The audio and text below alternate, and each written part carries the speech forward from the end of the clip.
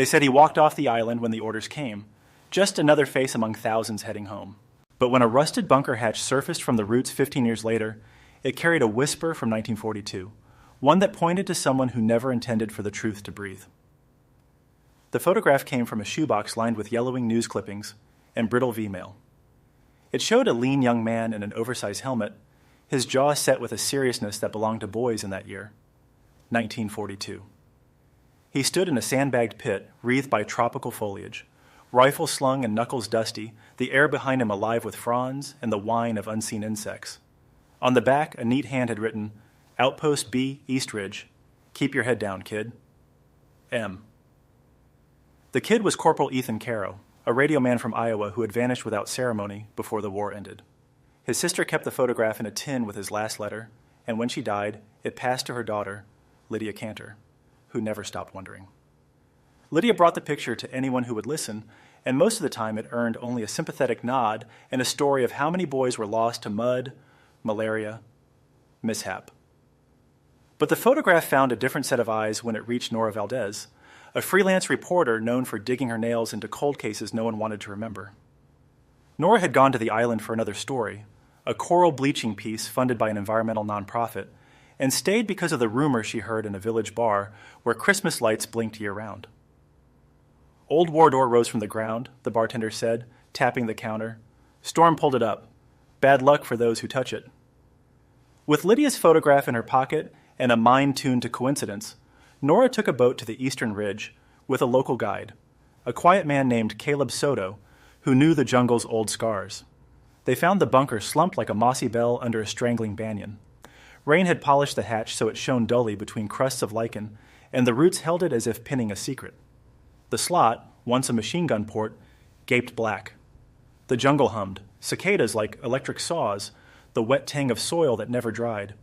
Nora crouched and ran her fingertips across the hatch's rim. "Woo," she murmured, and the jungle seemed to inhale the word and hold it on its tongue. "Plenty of those," Caleb said, leaning on his machete. "But this one? People don't come close. They say a voice knocks from inside when the tide is wrong." Nora carried a small camera and a stubborn streak. She shot the angles, the way the roots laced the seams, the stamp of a serial number partially obscured by years. Something else gleamed beneath the leaf litter, a corroded tag wired to a broken hinge. She brushed it clean and felt her stomach clench. The number etched on it matched a notation scribbled on the back of Ethan Carrow's photograph. "Outpost B, East Ridge." "Caleb," she said softly, "help me move this slate." They worked for an hour, prying the hatch enough to wedge it with a branch. Air coughed out, cold, iron-tanged.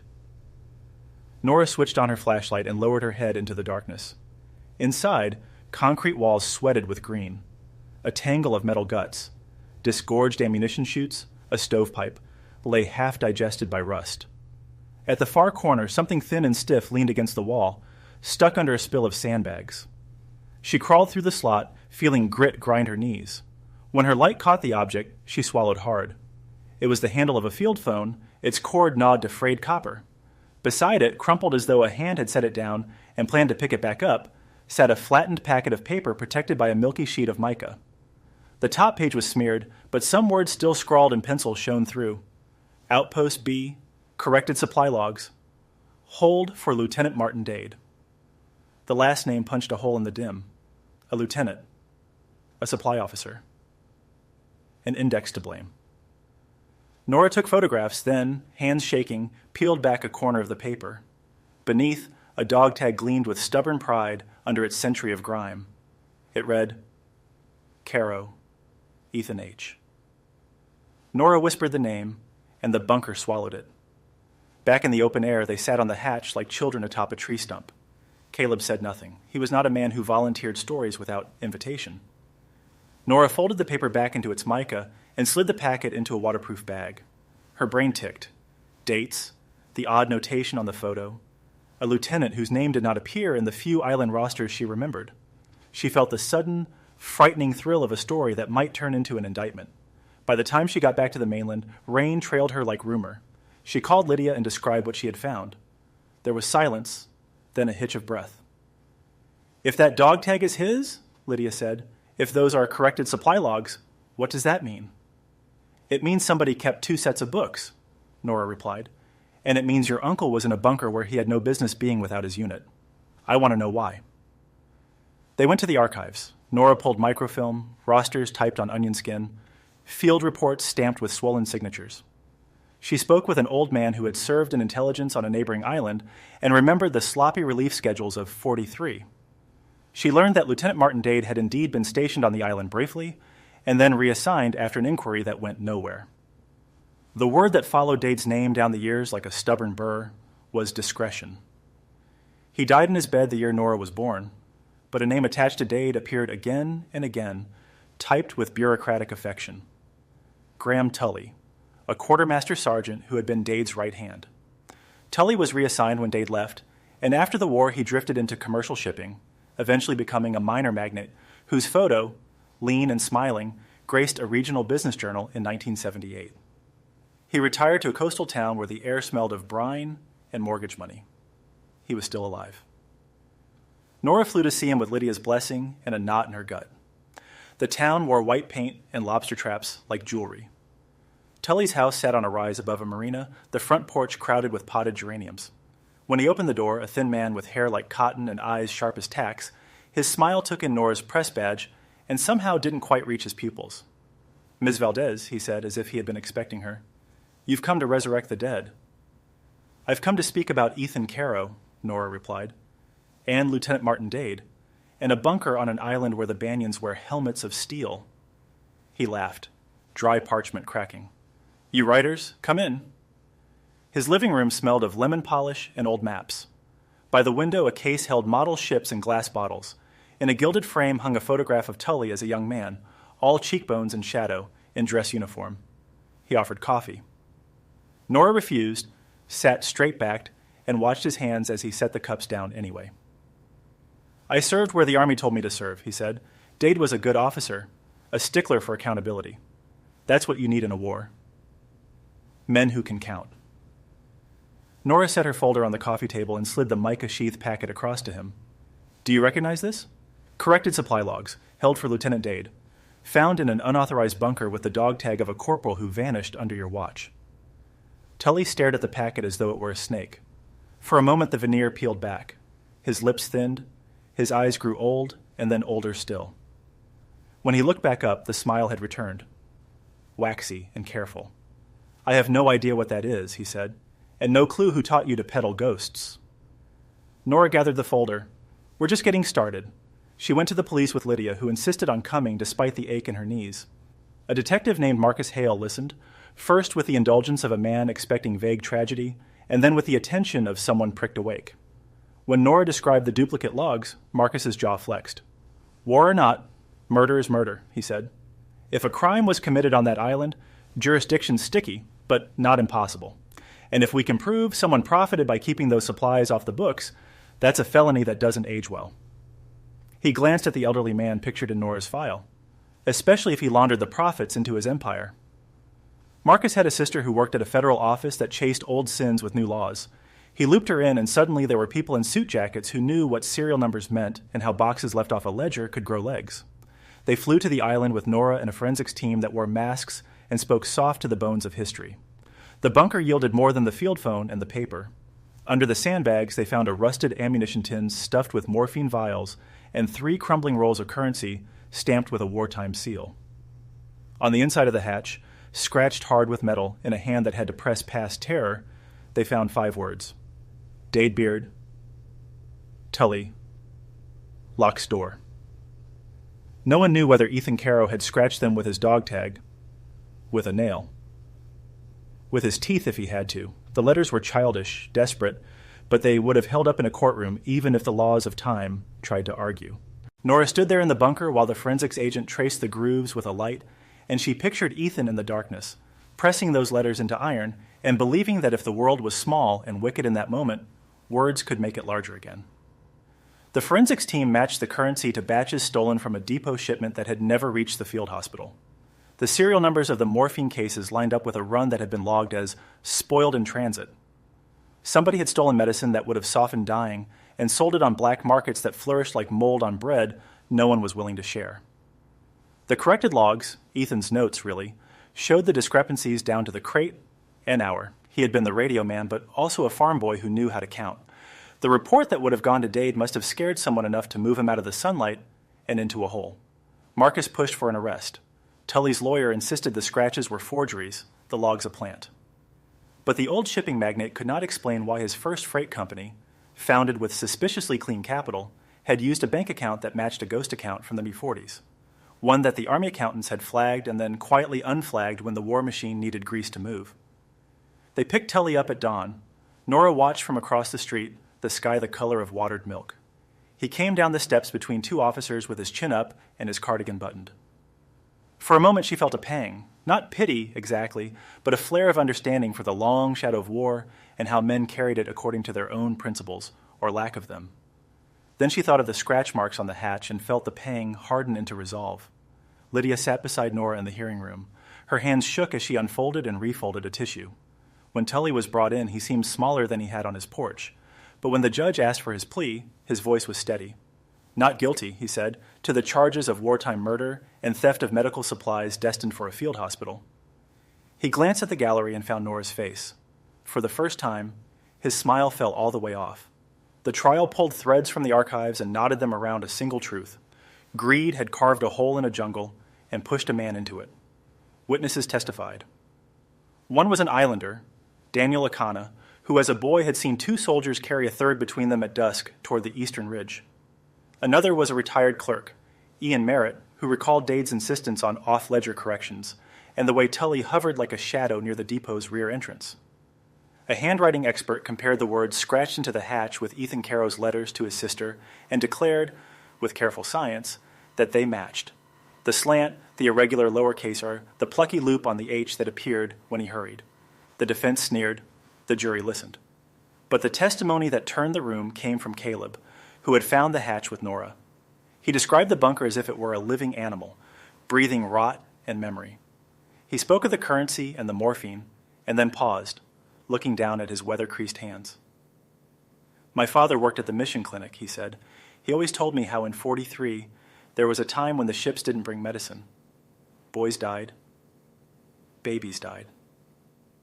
We blamed the sea, bad weather, bad luck. But bad luck doesn't take vials and wrap them in money.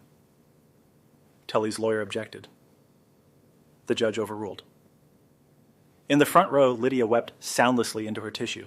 The prosecution's final piece was both ordinary and devastating. Nora had, months before, found a photograph in a Midwestern newspaper archive showing a supply line on the island. Men unloading crates stamped with numbers no one but quartermasters and thieves would notice. In the far left of the frame, a young man grinned at the camera, his hand on a crate marked with a very cereal block that would later vanish from the ledger. The grin belonged to Graham Tully. Tully took the stand and tried to turn time back. He argued that he had followed orders, that shortages made good men do rash things, that the bunker had been built to store spoils he had been told to hide from the enemy. He insisted he had not seen Ethan Carrow since the boys' unit rotated to the West Beach. But under cross-examination, Marcus asked a question that sliced under Tully's defenses like a knife slipped under rope. If you never saw him, Marcus said, how did you know he was a boy? Tully blinked, opened his mouth, closed it. He was a boy, he said finally, and the word echoed against the wood-paneled walls, fragile and damning. The jury broke the next afternoon.